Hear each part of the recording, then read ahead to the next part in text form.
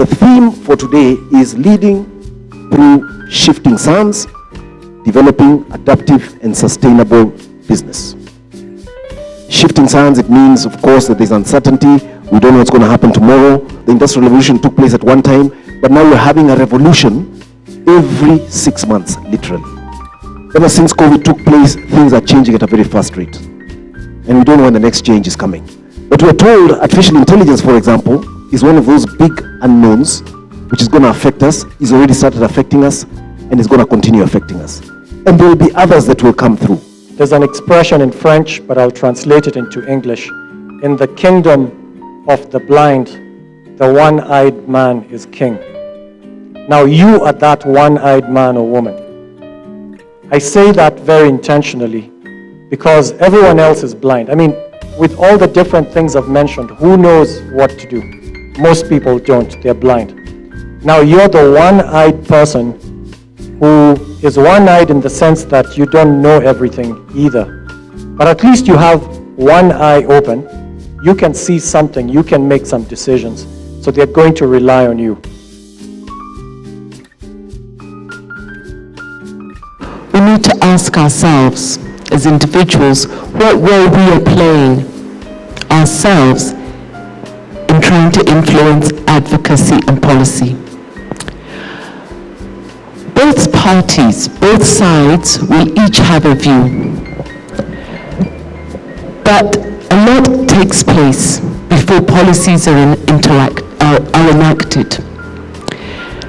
At KEPSA, we are the umbrella body for all business associations in the country.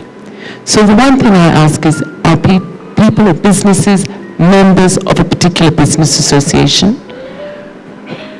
Are they actively involved?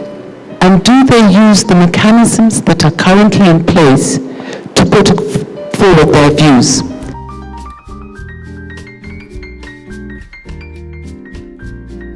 My view is Africa's moment has arrived. It is just the Africans to seize it and provide leadership to the world. It's a question of how do we raise our head and say our position is now, and so it requires a lot more unity, a lot more focus, a lot more tactical leadership. So there are many software changes that must occur for us to emerge and say our position is now. East Africa is currently viewed very positively. And when you look at East Africa, Kenya plays a very, very important part. So I think the start point for me is, despite everything that is going on, the positioning is very important to understand. When we say crisis, what do we mean? What's the data telling us?